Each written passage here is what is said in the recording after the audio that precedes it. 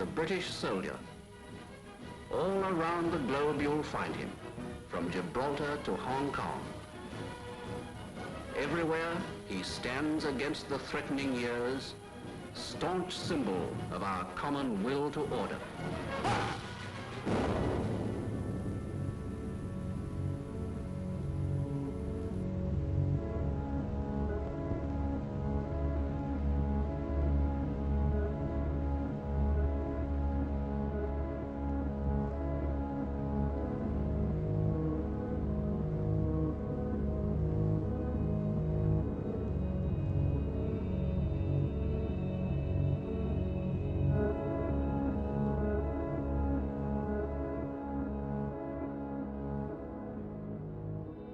The British Empire, the largest empire the world has ever known.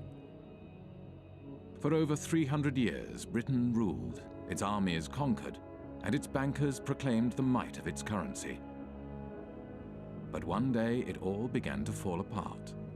One by one, countries declared their independence from Britain, and no amount of force could reverse the tide. As British elites saw their wealth, privileges, and empire disintegrate, they began to search for a new role in a changing world, and they found one in finance. This is a film about how Britain transformed from a colonial power to a modern financial power, and how this transformation has shaped the world we live in.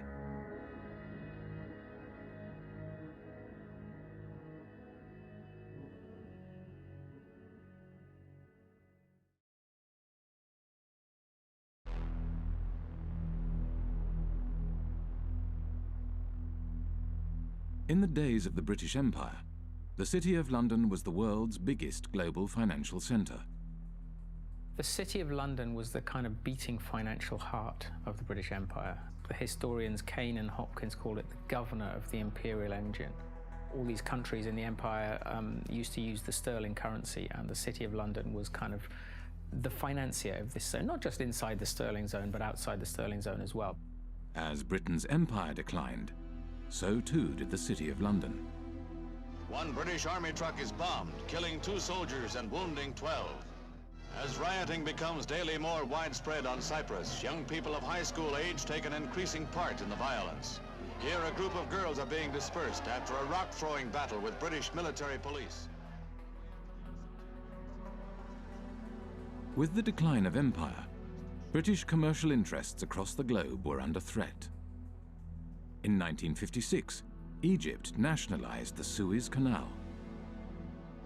A new Middle East crisis arises as President Nasser of Egypt tells a wildly cheering crowd in Alexandria that Egypt has seized the internationally owned Suez Canal. France and Britain issue a 12-hour ultimatum. Within hours of its expiration, Britain's warplanes are winging their way to Egypt, and its bombers attack 5 key cities, including Cairo.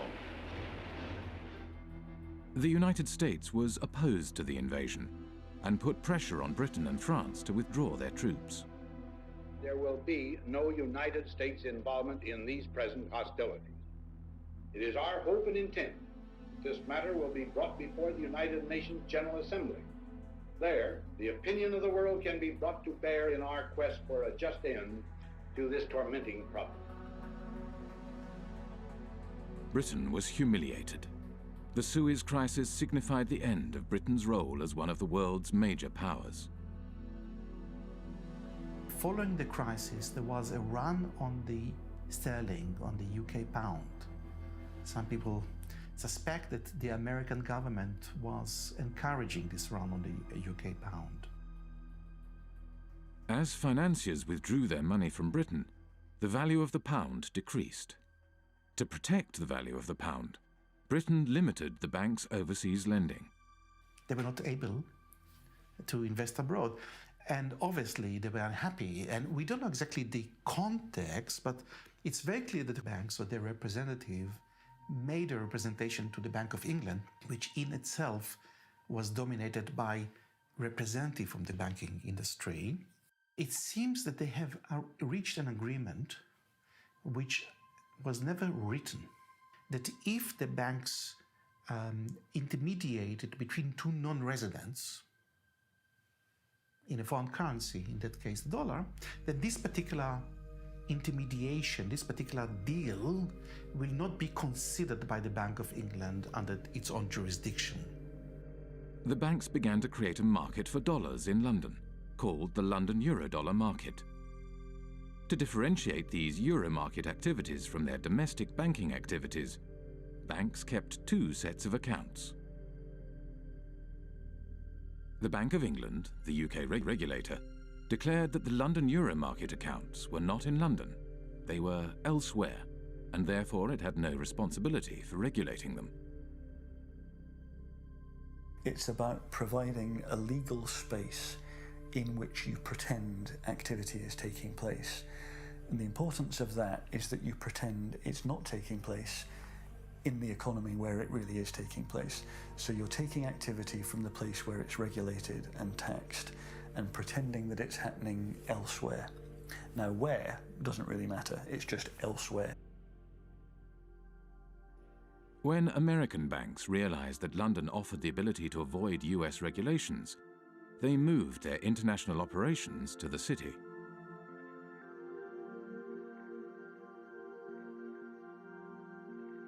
Around the same time as American banks were moving their international operations to London, another new kind of financial space began to emerge, far away from London, in Britain's overseas jurisdictions, the last remnants of empire. Back in the 60s, the Cayman Islands was a complete backwater. The stories go that mosquitoes were so thick in the air sometimes they were enough to suffocate cows. That's a legend that you hear about the Cayman Islands. I don't know how true it was, but there was nothing happening there.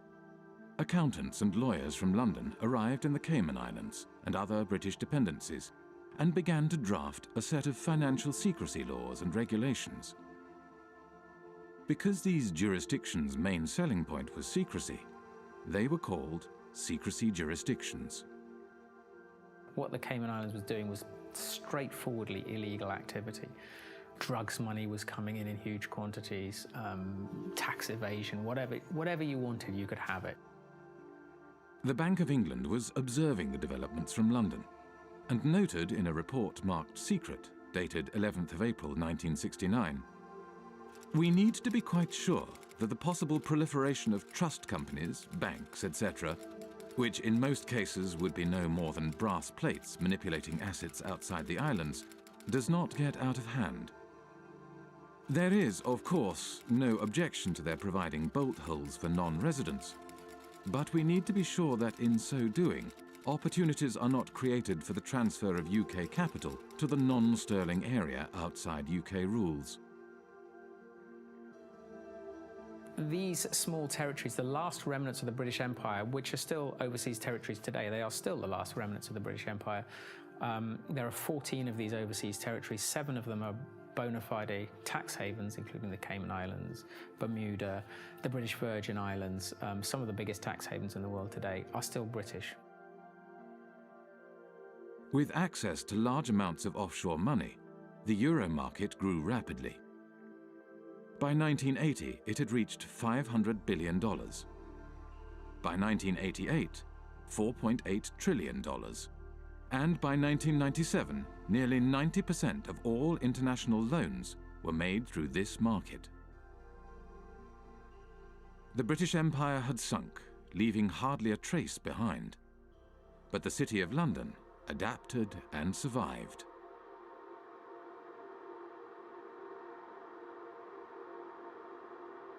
The City of London, London's financial district, is a peculiar place. It has been called a city within a city, a state within a state. It is run by an organisation called the City of London Corporation, a private company that performs all the functions of a local council, with a private police force and private courts. Those of you who aren't from the UK, some of you even who are, might not be aware just how weird a thing the little City of London is within the big London.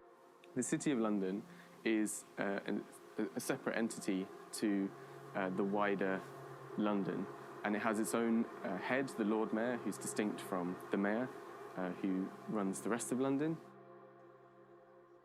Every November, the city stages the Lord Mayor's Show, the world's oldest civic procession.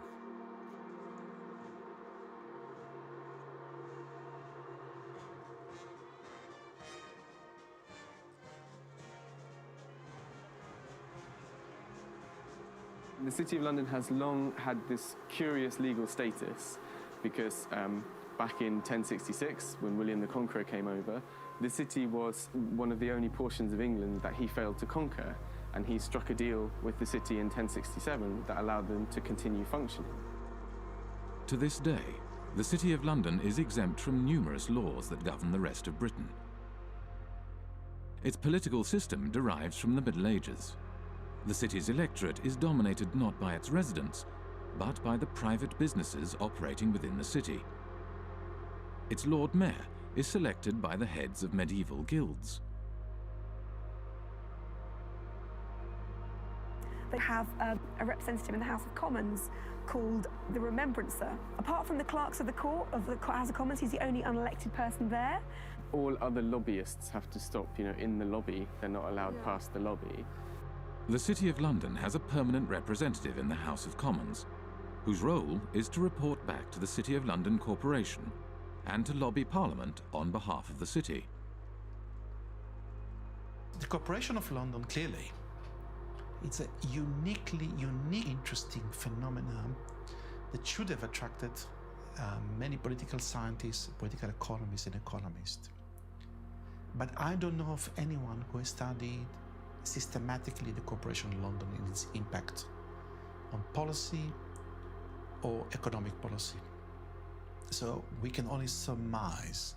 Some people assume or surmise that the Corporation of London is extremely powerful and is able in one way or another to shape British policy, particularly in financial matters. Clement Attlee, the Prime Minister after the Second World War, had something to say about the City of London Corporation. He did, yes.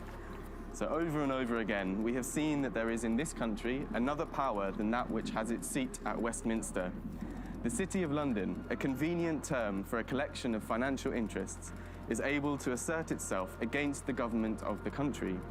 Those who control money can pursue a policy at home and abroad, contrary to that which has been decided by the people.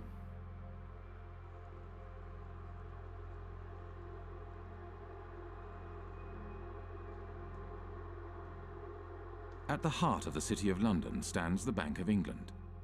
The Bank of England is not just a central bank, it is also a financial regulator.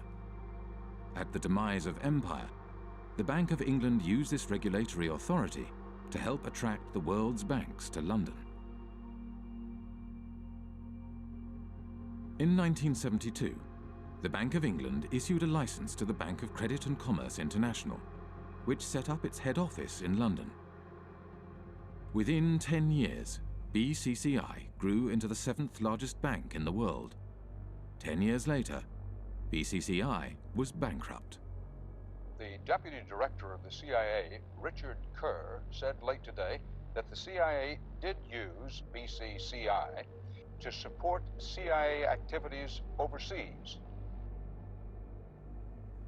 But BCCI had not just collaborated with the world's intelligence services. It had also engaged in extensive financial fraud, money laundering, and terrorist financing. BCCI constituted international global crime of a level that boggles the mind. BCCI was financing terrorism. The Bank of England knew it, says the report, but instead of supervising it properly, it tried to prevent the bank's collapse. I am saying very directly that the Bank of England had sufficient information in front of it to close BCCI 15 months earlier than it did. Millions of depositors were hurt in that process. Numerous whistleblowers from BCCI had contacted the Bank of England, yet the Bank of England did nothing. The Bank of England had plenty of time to intervene and investigate, but it did not do so because the tradition at that time, which still survives, is that, well, actually, you have to just kind of send hints and talk over lunch tables with the chaps regulating other chaps, and all would be well. Robin Lee Pemberton, the governor of the Bank of England at the time of the collapse of BCCI, commented, "The present system of supervision has served the community well. If we closed down a bank every time we found an incidence of fraud, you would have rather fewer banks than we do at the moment." London was a place for banks to engage in business that was not allowed elsewhere, where senior bankers did not have to worry about the consequences of their actions. This is one of the reasons why today there are more banks in London than in any other financial centre. In Britain, nobody goes to jail. No bankers go to jail. They generally don't. They are a protected species. And that is part of the offshore business model of the UK, is to say, we will protect you, we will bring your money here, we will look after you, we're not going to put you in prison, we'll let you do what you want.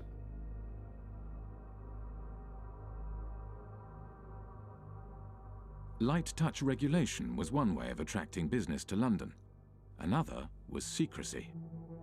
From the 1960s onwards, City of London institutions began to establish offshore branches in former outposts of the British Empire. Their aim was to create offshore centres with strong secrecy legislation in order to attract capital from across the globe. Swiss banking secrecy is the most famous, the most well-known. You know, you put your money in a Swiss bank and they promise not to tell anybody, and that's one kind of secrecy. But another kind of secrecy, which is very British, is the trust. And the trust is a very slippery, complicated and devious mechanism. Trusts emerged, the legend has it, from the time of the Crusades, when the knights would go off and fight in foreign lands, and they would leave their assets in the care of trusted stewards. What trusts do ultimately is they play with the concept of ownership. Ownership is not such a simple thing.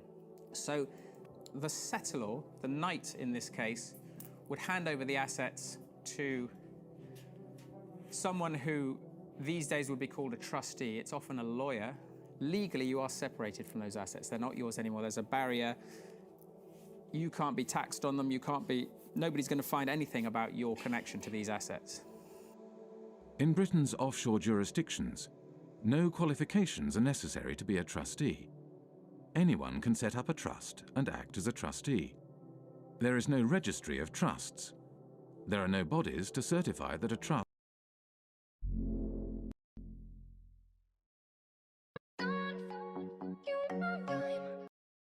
has been set up. And that is part of the offshore business model of the UK, is to say, we will protect you, we will bring your money here, we will look after you, we're not going to put you in prison, we'll let you do what you want.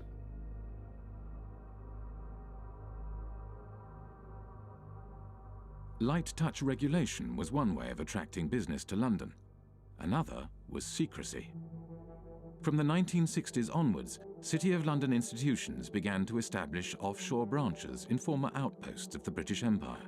Their aim was to create offshore centres with strong secrecy legislation in order to attract capital from across the globe. Swiss banking secrecy is the most famous, the most well-known. You know, you put your money in a Swiss bank and they promise not to tell anybody, and that's one kind of secrecy. But another kind of secrecy, which is very British, is the trust. And the trust is a very slippery, complicated and devious mechanism. Trusts emerged, the legend has it, from the time of the Crusades, when the knights would go off and fight in foreign lands, and they would leave their assets in the care of trusted stewards. What trusts do ultimately is they play with the concept of ownership. Ownership is not such a simple thing. So the settlor, the knight in this case, would hand over the assets to someone who these days would be called a trustee. It's often a lawyer. Legally, you are separated from those assets. They're not yours anymore. There's a barrier. You can't be taxed on them. Nobody's going to find anything about your connection to these assets. In Britain's offshore jurisdictions, no qualifications are necessary to be a trustee. Anyone can set up a trust and act as a trustee. There is no registry of trusts. There are no bodies to certify that a trust has been set up. The only persons who know about the creation of this agreement are the trustee and the settlor. There's no obligation to register it. There is no financial reporting obligation of trusts. They're not required to put annual statements onto account anywhere. So actually trusts are, to all intents and purposes, invisible arrangements. Economist John Christensen was an economic advisor to the secrecy jurisdiction of Jersey for 10 years. We're not talking about a few million. We're talking now about trillions. Trillions of dollars of capital, which apparently belong to nobody. For tax purposes and for other purposes, they belong to nobody. Everything, works of arts, gold bullion, racehorses, cars, real estate, not just financial assets, but a whole load of non-financial assets belong to these trusts, sitting there belonging to nobody. Now think that one through, because we are talking about maybe as much as $50 trillion of assets sitting offshore behind these instruments. Well, the Cayman Islands are among several British overseas territories who have signed a new information exchange agreement with Britain and the rest of Europe to tackle tax evasion. The countries are now required to automatically provide details of the ownership of bank accounts and how they're used. Cayman became the first signatory last week. It's important that the Cayman Islands should be recognised as the first overseas territory to sign such an agreement with the United Kingdom. And I think this importantly reflects the constructive approach that the Cayman Islands has taken in delivering our shared objective of rooting out tax evasion. The trust lies at the core of the British secrecy model. They don't use banking secrecy. The Swiss use banking secrecy. The British, of course, are only too willing to kill off banking secrecy because they will then capture a larger market share. That's why the Brits are doing this. Trusts are the basic building block of Anglo-Saxon secrecy, and they form the basis from which complex offshore structures are created. Every secrecy jurisdiction offers a specific set of services, from trusts to shell companies to secret bank accounts and nominee directors. The combination of these services into complex structures, spanning multiple jurisdictions, enables the creation of secrecy structures that are almost impossible to penetrate. An offshore structure will often have a trust kind of sitting at the top of it. The trust will be here managing the assets, kind of controlling the assets. Underneath it, the trust will own some shell companies. Each one might be in a different jurisdiction. So you might have a trust in one jurisdiction whose trustees are somewhere else, whose beneficiaries are somewhere else, which owns offshore companies somewhere else. Each of these companies might then own assets, so that they might own, a bank account, a racehorse, a yacht, a painting, a portfolio of shares or whatever. There are numerous variations of trusts and offshore secrecy structures. There are offshore lawyers whose work entails the creation of ever more complex and obscure structures. The aim of these structures is to hide the identity of the owners of offshore assets and allow offshore wealth to be recycled back into global markets. But looking on the amount of money being administrated from tax havens, you see that it is a curve going like this. And all the talking we have been doing along with other wonderful people fighting against tax havens has not changed anything, It is the word where you say, go on talking, you're interesting me, and I'm going on doing what I want to do. We know everything today because we have had the Panama Papers, we have seen it, and we are not able to act upon it. And we are not able to act upon it because this system is really protecting the few people that are having benefit from it. And these are in percentage very few people, but they are powerful. And I see in the Panama committee that I'm sitting in, the only thing that could change this is to have a public accessible register of the beneficial ownership of trusts and of all kinds of companies. It is easy. The Panama Papers are a collection of leaks from the offshore law firm Mossack Fonseca. Mossack Fonseca is the fourth largest offshore law firm. The other 9 of the 10 largest offshore law firms are registered in British overseas jurisdictions. When countries complain to Britain about the activities run out of its offshore havens, Britain claims that these places are independent and that there is nothing it can do. I've heard time and time again from officials in Berlin and in Paris and in Washington and in other countries that they've been told by the British government that, yes, they're well aware of what's going on in Jersey and they think it's very unfortunate, but they don't have the powers to intervene. Well, that's a straightforward lie. They do have the powers to intervene. They just choose not to. Britain plays this kind of game of pretending, when it suits them, to pretend that these places are independent. At the end of the day, Britain appoints the governor, appoints lots of senior people in these places. They're responsible for foreign relations and defence, and also they can veto their legislation as well. So Britain has a massive degree of control. Basically, it is controlling these places, allowing them a little bit of political space. During his time as economic advisor to Jersey, John Christensen frequently travelled to London for talks with various British government departments. As economic advisor, I had a lot of contact with different departments. Traditionally, UK governments have tried not to interfere in the domestic affairs of places like Jersey. So it happens in a more subtle sort of way. You kind of go and talk to someone, either at the Home Office or the Treasury, and they'd say, we're not actually particularly keen on this piece of legislation. It might be a good idea if you didn't go down that route. And over a cup of tea, that's quite a strong signal. That's a signal, go back to the island and say, they don't want you to do this. The British government prefers not to interfere overtly. Instead, it communicates its desires through informal discussions. There is no paper trail or official statement. Discussions take place behind closed doors.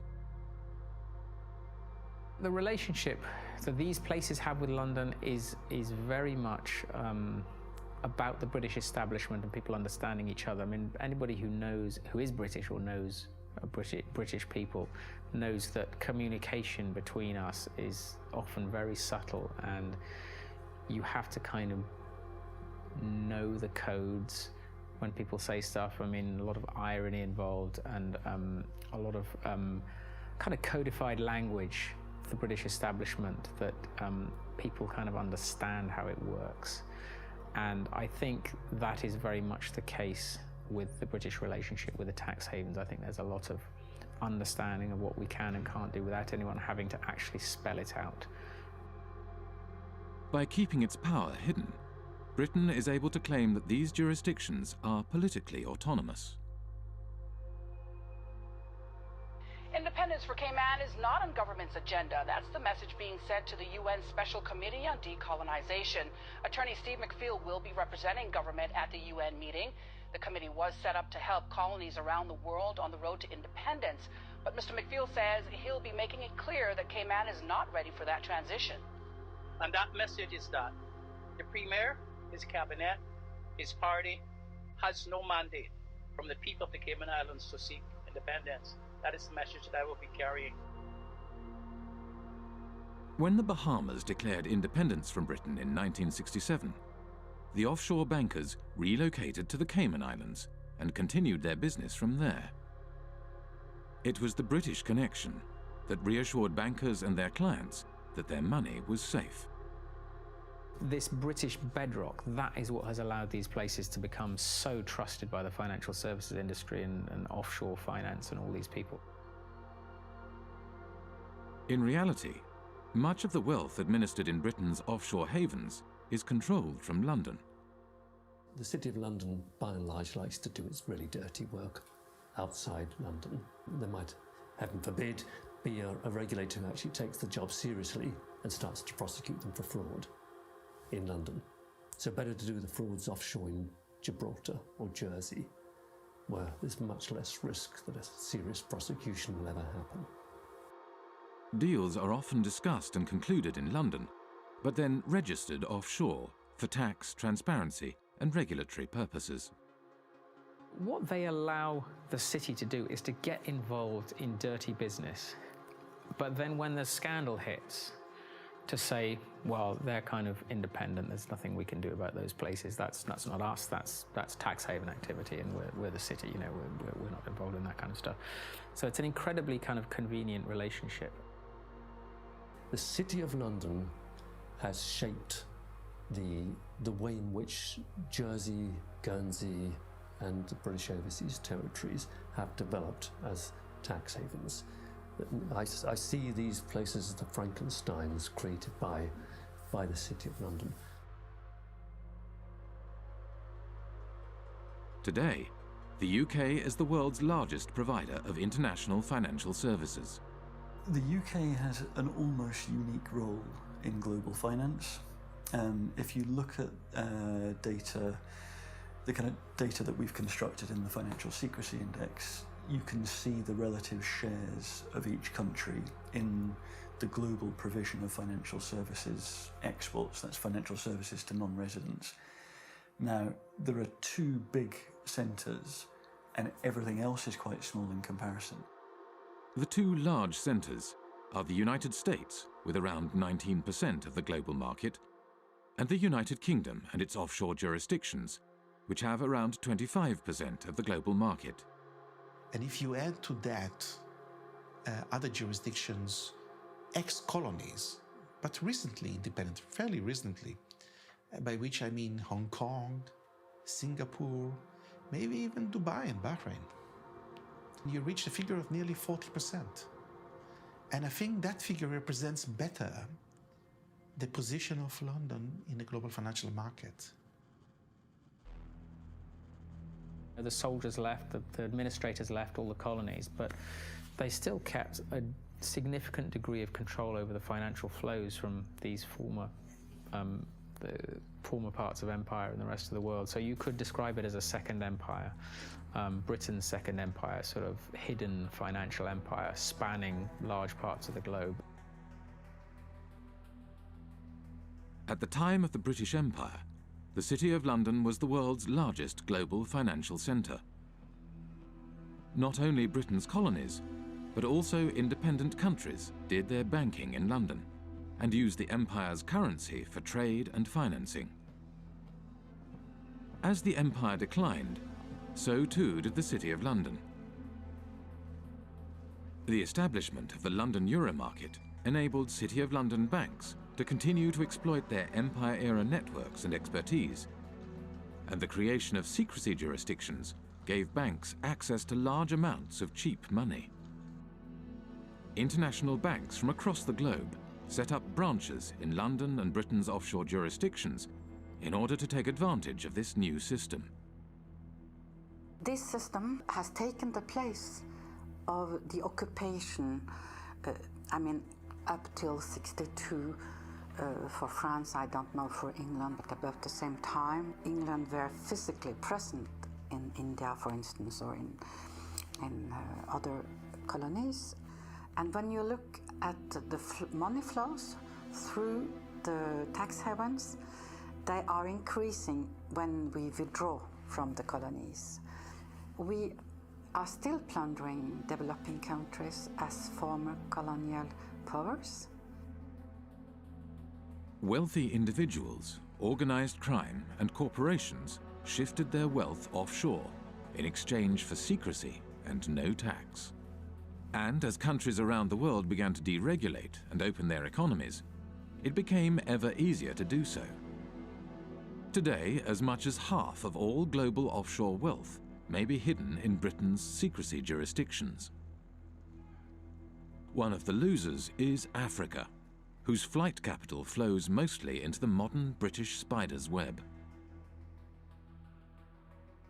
I think it's no coincidence that Britain's offshore empire emerged more or less at the same time as the collapse of the former empire.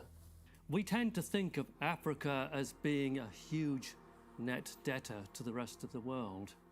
But that was the extent of their debts at the end of 2008, 177 billion. The debt of sub-Saharan African nations stood at $177 billion in 2008. Yet the wealth these countries' elites had moved offshore between 1970 and 2008 is estimated at $944 billion, over 5 times their foreign debt. $944 billion. Do the maths. Far from being a net debtor, Africa, sub-Saharan Africa, is a net creditor to the rest of the world. As capital moved offshore, African nations borrowed money from international banks at high interest. Over time, these debts became so great that they may never be repaid. Secrecy jurisdictions were starving developing nations of their wealth and their tax revenues. For a long time, a lot of developing countries, including recently Ecuador, have been trying to set up a UN tax body which is of a higher value than what is currently there, which is the UN Tax Committee. And every time this has happened, it has gotten blocked. During the financing for development process in Addis Ababa last year, I think it was the UK and the US that blocked attempts again to set up this World Tax Organization. So why would they not want to have democratic decision-making in global decisions on how tax gets collected across borders? I don't understand this. As long as we have cross-border activity that involves both criminal and legal activity, as long as we're unable to separate the two, this is going to continue to be a problem.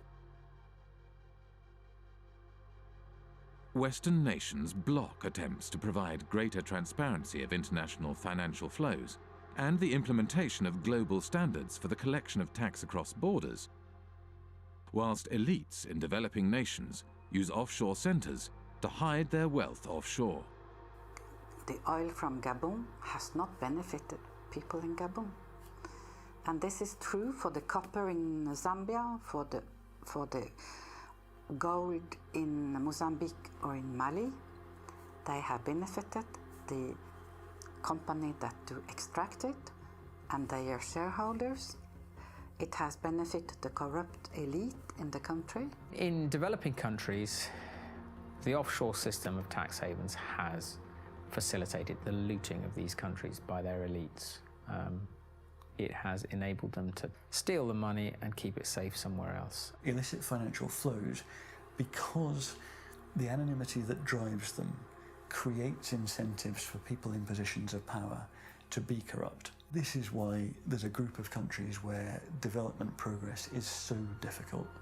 It's that the incentives of individuals and the ability to pursue them through all the mechanisms that underpin illicit flows outweigh the type of mechanisms that lead you to a powerful, representative, effective state that can start to deliver development.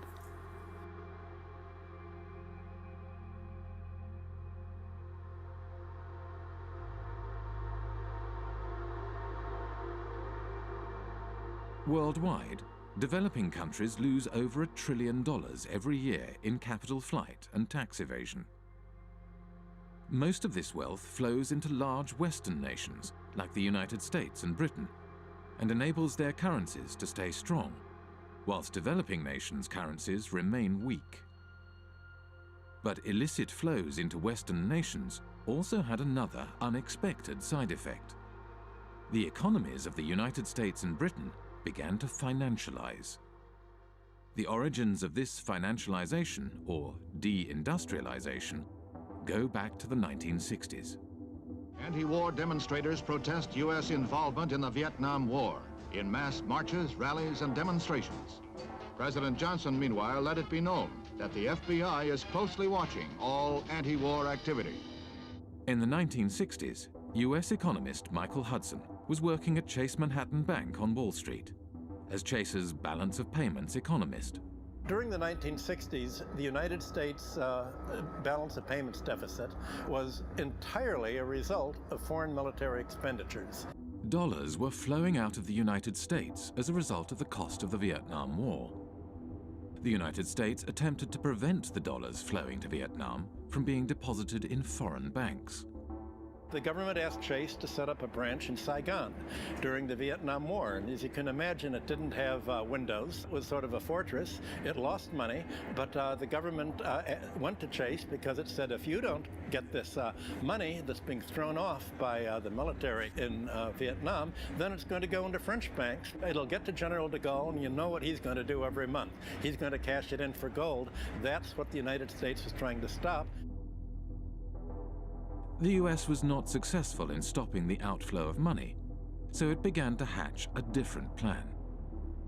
In 1967, Michael Hudson was handed a memo by a former State Department employee. In 1967, I was given by a former State Department employee in the elevator at Chase Manhattan a memo from the State Department urging that Chase Manhattan would take the lead in helping the United States become the Switzerland of the world, meaning the flight capital. The State Department, through Chase, asked me to estimate how much money do you think is available if America were to become the new Switzerland, and how do we do it? The plan was to organize offshore banking centers in the Caribbean and elsewhere, and the hot money wouldn't come directly into Chase because that wouldn't be nice and very legal. What happened was that the Latin American criminals, other criminals, drug dealers, all sorts of organized crime would put their money in the offshore Caribbean banks, and these offshore banks would then deposit the inflow in the head office. By moving offshore dollars back into the United States, the US was able to stop the outflow of dollars and support the value of its currency. Every country looks to its foreign exchange rate, and the foreign exchange rate is not only imports and exports, it's capital movements. And if you look at the International Monetary Fund's monthly international financial statistics, you have sort of a steady balance of trade, a steady immigrants' remittances. What goes up and down are called errors and omissions. What the United Nations and the IMF call errors and omissions are flight capital. It's the reason that it's omitted is they don't like to really look at this. In the 1930s, Roy Ovid Hall, economist for the U.S. Commerce Department, wanted to include criminal movements in the balance of payment statistics. And Congress got very upset. I was told in Washington, the argument was, we're a Christian country. We don't want to report crime. It's just, don't look at it. And they forbid him to include criminal money in the balance of payments. I guess now you call it errors and omissions. You don't call it criminal inflow and outflow. In the 1960s and 70s, Britain was faced with a similar dilemma as the United States. Money was flowing out, and this decreased the value of the pound. Britain realized that it, too, could support the value of its currency by opening its domestic markets to the trillions of dollars passing through its offshore havens. But just as in the United States, this had an unexpected side effect. The British banks today, just as in the 19th century, don't put their money into British manufacturing. They put their money into real estate speculation, into financial speculation, foreign currency trade. So the financialization of London has helped deindustrialize the country because it's enabled sterling to be supported by this huge inflow of hot money, this inflow of drug dealing money and criminal money and tax evasion money all over the world that is going to London instead of going to Switzerland, Liechtenstein, or the Caribbean.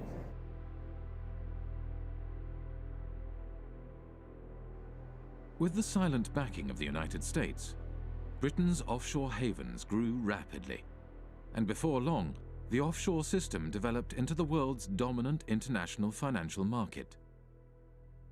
Few were aware how this market functioned. In 1986, economist John Christensen went offshore to investigate. He applied for a position at the Jersey office of one of the world's major accounting firms. At Deloitte & Touche, I was working in what's called company and trust administration, straightforward offshore stuff. I went offshore specifically to work in that area because that's where you're dealing with the offshore companies, the shell companies, the offshore trusts, and you're administering them. That way I could see from working inside a big global accounting firm exactly what the clients were doing. I had complete access to all the client files. And over the course of my period of working with Deloitte Touche, I investigated over 100 of their clients offshore, and this is what I found. There were some insider traders, some market rigging, some avoiding disclosure of conflicts of interest, illicit arms trading, illicit political campaign donations, contract kickbacks, bribery, fraudulent invoicing, trade mispricing, and, at the bottom, tax evasion. Okay? This is what the clients were doing. On the basis of a sample of the clients that I looked at, not a single client was involved in what I would regard as genuinely legitimate activity. They were all involved in some kind of tax dodging or worse. I met with Carl Levin. He used to be an American senator, and he made a lot of inquiries into private banking, asking questions to the bankers.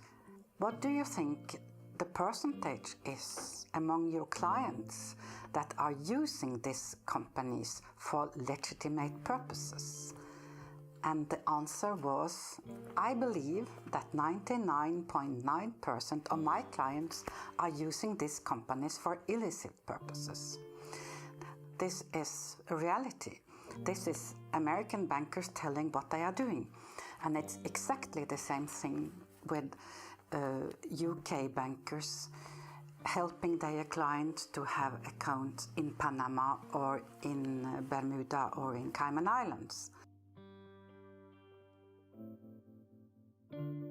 Secrecy jurisdictions are heavily used for fraudulent and grey area financial activities, areas where secrecy is not just desirable, but a necessity. Legitimate financial activity has no need for the secrecy offshore havens provide, nor a desire to pay the high fees offshore banks and law firms charge. Today, close to half of the world's secrecy jurisdictions are British dependencies. In public, these jurisdictions claim they are transparent and their financial services sectors are engaged in legitimate financial activities. Our economy is not based on secrecy. It's based on transparency. It's based on a sound regulatory environment. It's based on good governance and good government with a British government legal system. That's what our financial institutions are based on. Well, tonight we have a response from the head of Cayman Finance after a group of U.S.-based anti-tax evasion activists announced plans to travel to Cayman to draw attention to what they feel is corporate tax evasion. Finance Chairman Mr. Richard Cole says he's encouraging the group to visit and says our financial sector has nothing to hide. I would say if anybody wants to come to Cayman to find out what's coming, you know, what we do here, come on down. We have no secrets here. When I went to the Cayman Islands back in 2008, I think it was, I called the government spokesman and he said, okay, we have had an order from on high that nobody is allowed to speak to you. You are off limits. In 2011, journalist Nicholas Shaxson released Treasure Islands, a groundbreaking book about the offshore system. The author of a series of international media reports says he would welcome a debate with Cayman Finance Chair Tony Travers. Mr. Travers recently called Nicholas Shaxson an imbecile with the understanding of an 11-year-old. There are always going to be the politics of envy. Now, the politics of envy are exacerbated by imbeciles who don't actually understand what's going on in the Cayman Islands. I don't know what he's talking about. And furthermore, he doesn't know what he's talking about. The Cayman Islands is the 5th largest financial center in the world. It hosts 80,000 registered companies, over 3/4 of the world's hedge funds, and $1.9 trillion in deposits.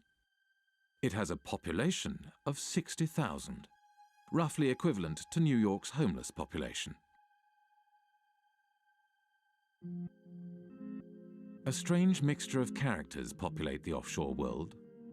British ex-public schoolboys, members of the world's intelligence services, global criminals, assorted lords and ladies, and bankers galore. With so much at stake for so many wealthy and powerful individuals, it may come as no surprise that Britain's offshore havens have developed their own curious mechanisms to prevent information from leaking out. For many people who work offshore and who don't like what they're doing, it's very hard indeed to dissent, because they will be attacked personally with a degree of viciousness which is quite extraordinary. Most of the time, the instruments of suppression are relatively sophisticated. You won't get promotion by doing this, or your family won't like it. It's not generally, let's slam them in prison. That's far too crude. We are talking about very substantially, the establishment, the British establishment in these cases. The mechanisms are very, very subtle. Sort of ostracism is one way of doing it. These peculiar mechanisms for, if someone tries to blow the whistle, you find all sorts of methods that aren't just fire them, you give them far too much work to do, you steer them in a different direction. One person who is intimately familiar with how suppression works offshore is former Jersey Senator and Health Minister Stuart Sivray. In 2009, he leaked a report on a rogue nurse suspected of killing patients at Jersey's hospital. It all came to a head during a states debate on Tuesday the 10th of March. Senator Stuart Sivray brought the sitting to a standstill, claiming Senator Jimmy Pershard had sworn at him and told him to go and top himself. Senator Pershard denied the claim, saying, "I absolutely refute that." But less than a week later, he was forced to admit he'd lied. Senator Pershard has now admitted that on another occasion he did tell Senator Stuart Sivray to go and do everyone a favour and slit his wrists. I was arrested at my house one morning by 6 plainclothes police officers. There were another 2 specialist data search police officers on hand, and also another 2 police officers in full body armour of one of those battering rams they kind of use in drugs raids. So 10 police officers descended on me without a search warrant. The property was turned over from top to bottom. All of the computers were seized and searched. All kinds of private constituency data was stolen by the police. Shortly after we began filming, a police officer exited the police station. As he hurried past, he grinned at the camera. The officer was on his way to test the sirens on his motorbike, which he did at intervals throughout much of the remainder of the interview. When it came to prosecuting me, Stuart Sivray was prosecuted under the data protection law. Now, when the authorities were prosecuting me, I claimed that this was a legitimate public interest disclosure defence, and I, with an expert witness, was able to produce a set of reports that effectively destroyed the prosecution case. In reaction to this, the magistrates ruled that Stuart Sivray's defence case, that he had leaked the report in the public interest, would no longer be admissible, but continued to prosecute him all the same, without a defence case. Over the past 7 years, Stuart Sivray has been repeatedly taken to court and imprisoned 3 times. He does not know when or if the persecution will end, nor does he know when he will find himself behind bars again.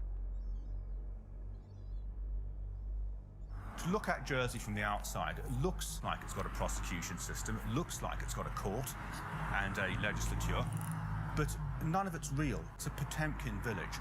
None of these systems in Jersey meet the tests of being objective or actually functioning properly. The experience that Stuart Sivray had is, he's perhaps at the blunter end of the scale. He was simply suppressed and taken to court on trumped-up charges. So let's carry on pretending to do the interview. They might get bored. This is the kind of how oppression happens in Jersey, you see. All kinds of little things. get done to harass people, you know. Even they don't often go to the kind of extremes that they did against me in terms of actually arresting me and putting me in prison, but the authorities use all kinds of other lesser little methods to interfere with people, kind of sabotage things, you know, obstruct people, make life difficult for people. You know, if you annoy the establishment in Jersey, you won't get a job here. You know, your children won't get decent jobs. You know, that's kind of how it works, you know. I went to Jersey in March 2009 with Nick Shaxson. About 24 hours after we arrived in Jersey, we were there for several days. Nick said, have you noticed that we're being followed? Ever since we arrived at the airport, we've been followed.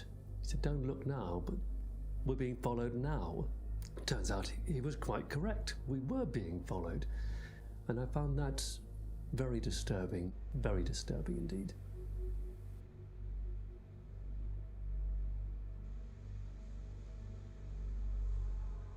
They have a saying in Jersey, if you don't like it here, there's always a boat in the morning.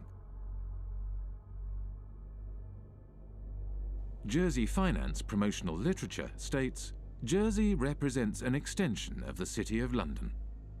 It's where the City of London chooses to do many of the activities which they couldn't do in London itself.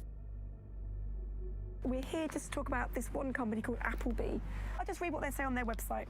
Members of the firm, Appleby, have gone on not only to political office, but also in a number of centres, Bermuda, Jersey, the Isle of Man and the Cayman Islands, to senior judicial office. So essentially, they're boasting of the fact that their staff and their partners have a real interchange between the people that are in power in these offshore financial centres. The same lawyers and accountants who set up and administer offshore trusts also occupy senior political positions. In Britain's offshore world, most politicians are in business. They lobby for business and promote business interests. They draft, refine, and pass legislation. Politicians sit on the boards of the companies they are supposed to regulate.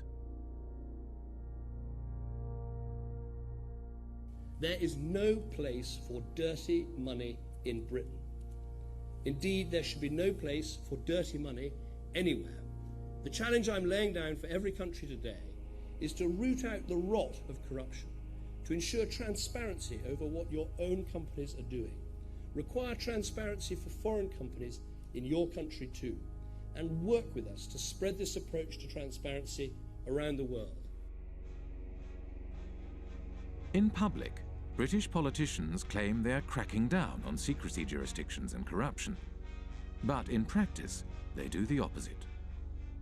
When I talk to politicians in Brussels, they say that they've had more lobbyists from London, and including politicians, come to them to protect the City of London's interests than they've had from every other European member state combined, which gives you some idea of the extent to which British politicians see themselves as essentially lobbyists for the City of London. We begin with our big story. Cayman's efforts to ensure transparency in its financial services sector is being recognised by the international community.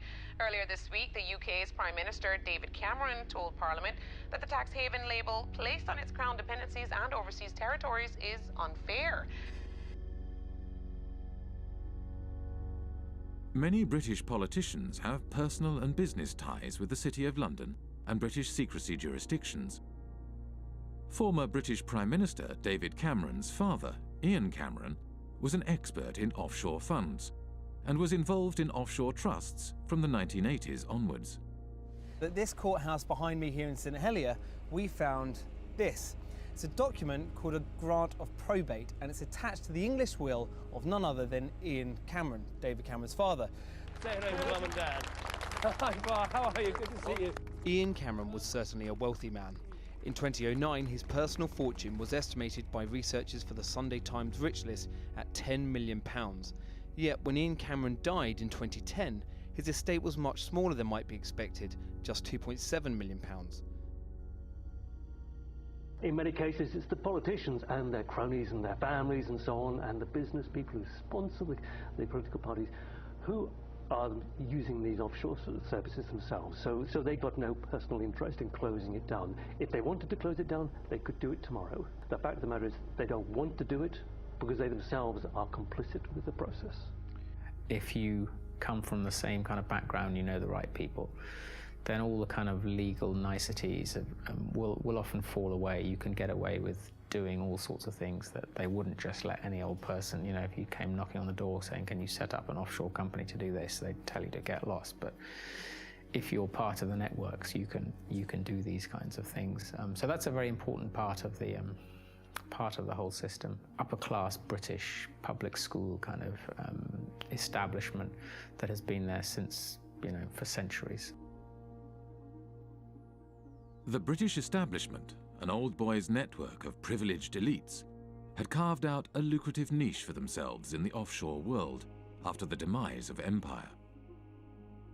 They transformed themselves from administrators of empire into financial handlers for the global elite and multinational corporations.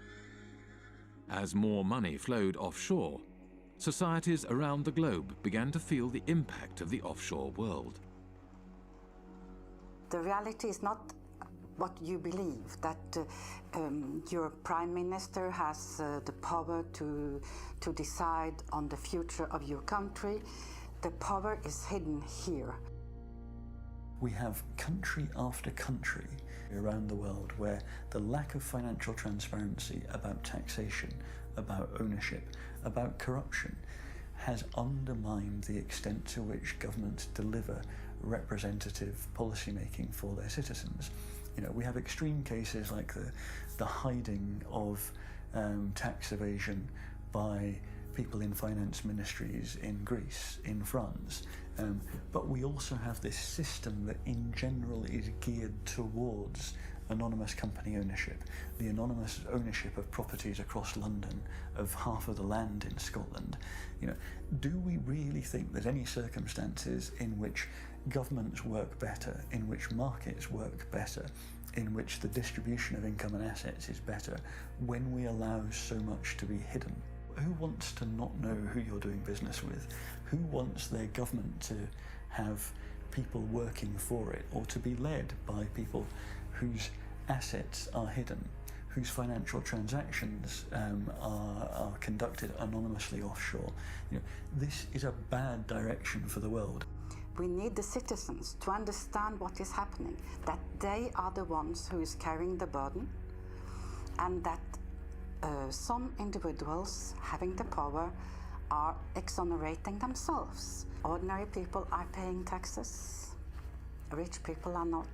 So this is inequality, and it is leading up to populism because it shows so clearly that the people today leading the world are not able to take care of the interest of ordinary people.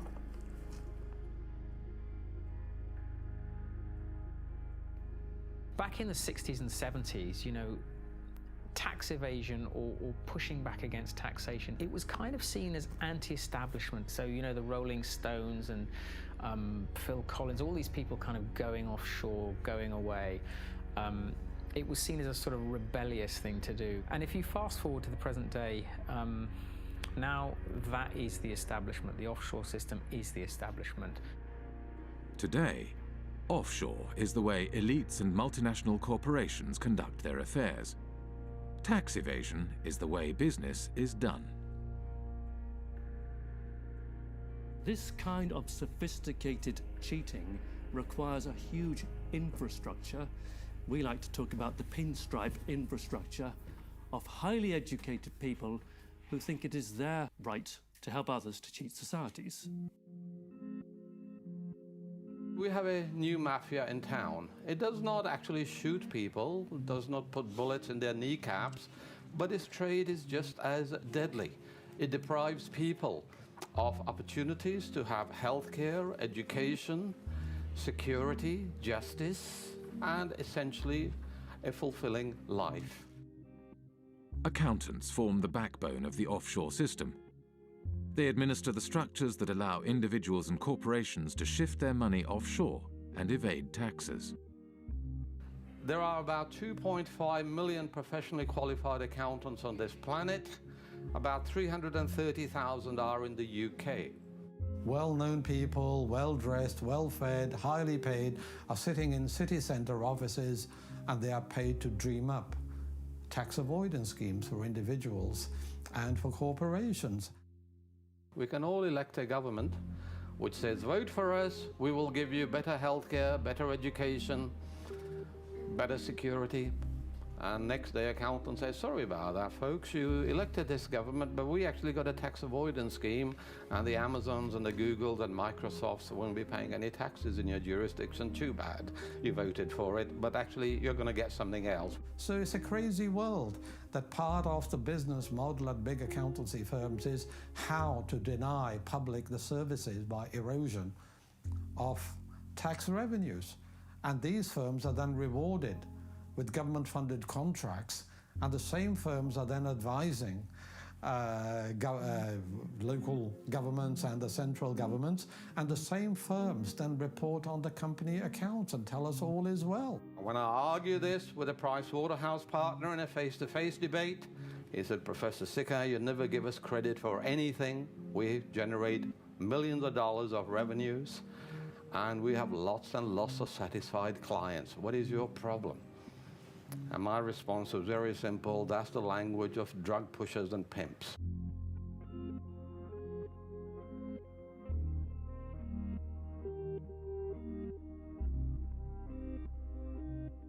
In Britain, a new breed of civil servant was rising to the top.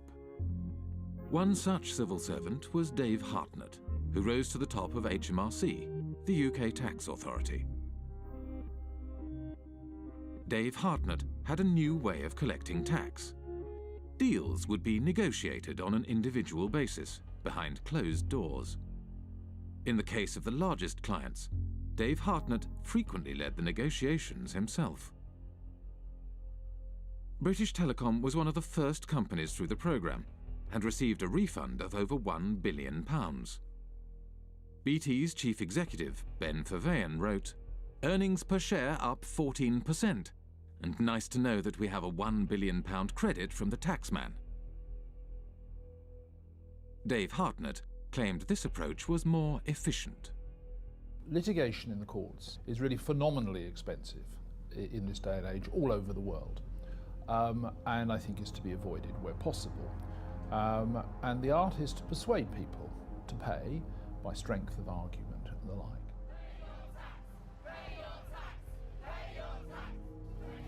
After protests erupted in 2011, the Treasury Select Committee questioned Dave Hartnett. Dave Hartnett claimed he could not give any information due to taxpayer confidentiality. What in statute prevents you from disclosing information to Parliament?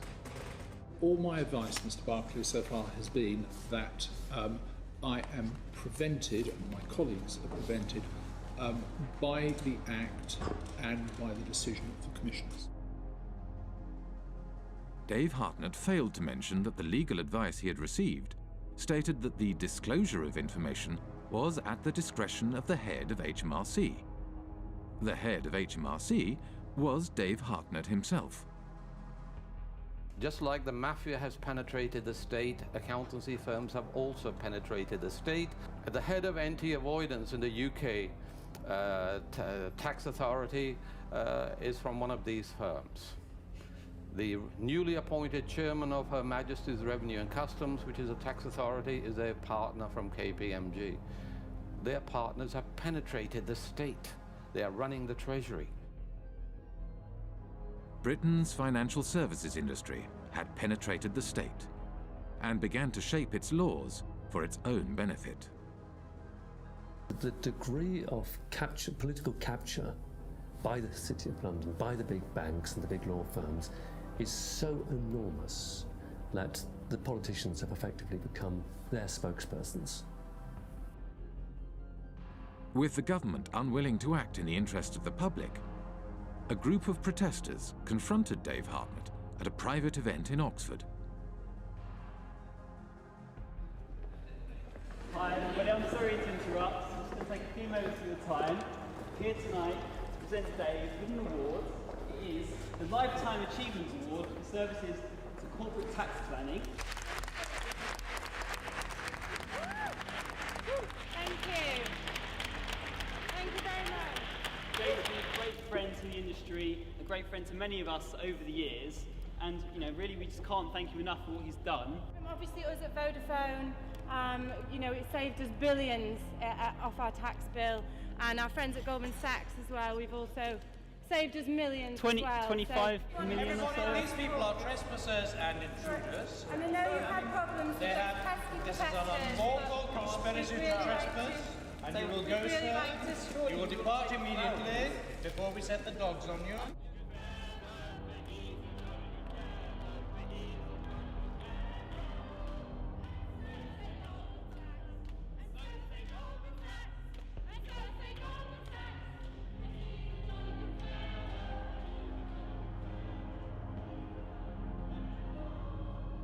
Go.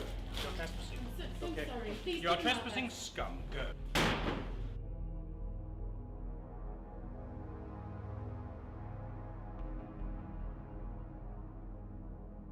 After his retirement, Dave Hartnett moved to the private sector. One of his positions was at accountancy firm Deloitte, where he advises foreign governments on corporate taxation. Dave Hartnett is a companion of the Order of the Bath, an honour bestowed on him by the British monarch. We have former ministers acting as advisors to accountancy firms. Accountancy firms provide jobs and consultancies for potential ministers. To my mind, really, it's an indication of corrupt structures. People are buying and selling influences. When a former minister works for an accountancy firm, he's not providing any accounting knowledge. He's opening political opportunities, home and abroad. That is what they are doing. I hope by now you'll share my view that I don't trust most bankers, I don't trust most lawyers, I don't trust most accounting firms. I actually think they're engaged in a conspiracy against public interest. In Britain, secrecy and complexity in finance and government help to obscure corruption in public office.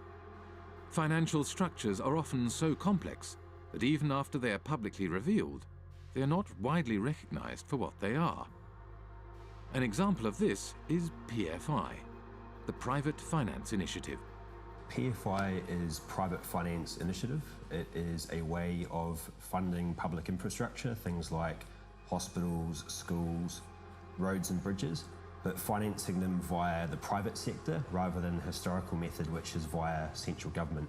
Over a period of 30 or 40 years, the amount of kind of repayment costs will be sort of 3 or 4 times higher overall than if you borrowed it from central government in the first place. So it's basically a giant accounting scam.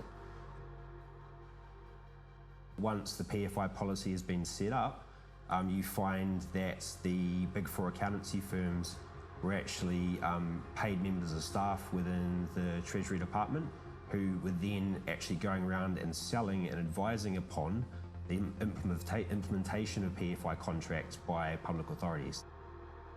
Effectively saying, come to us and we will show you how to derive the most benefit from it. In other words, how to perhaps exploit the legislation. Even the offices of the state tax authority are now owned offshore.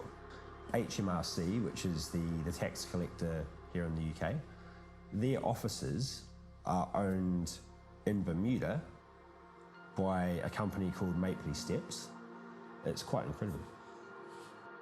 The company that owns the PFI contract to run HMRC's head office borrowed money from offshore investors at 15% interest. Because the interest was so high, the company was losing money. Therefore, it did not pay tax. In 2011, HMRC could not prove that any PFI company was paying any tax in the UK. I think we need to have a serious conversation about the role of government in this whole debacle and how much our government has been penetrated by big banks and accountancy firms, and ultimately in whose interest it operates.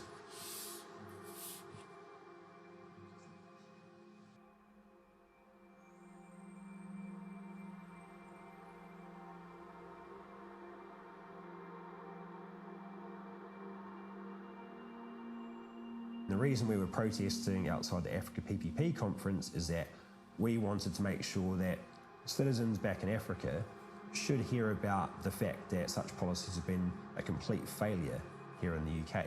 We know that these products are not being marketed to African countries in their own best interests. Their only motivation is to spread the reach of financial services into new markets. It's all being promoted in the interests of the City of London. What you're seeing is basically a second form of colonialisation. You've had initially occupation, resource extraction, and through that process, countries like Britain, which have had a large offshore empire, have developed significant networks, and now those networks are being used to promote and exploit financial services.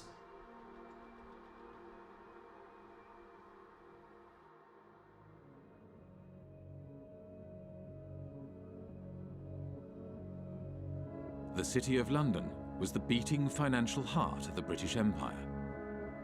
As Britain's empire declined, the city transformed itself from a hub operating the financial machinery of empire into a global financial centre.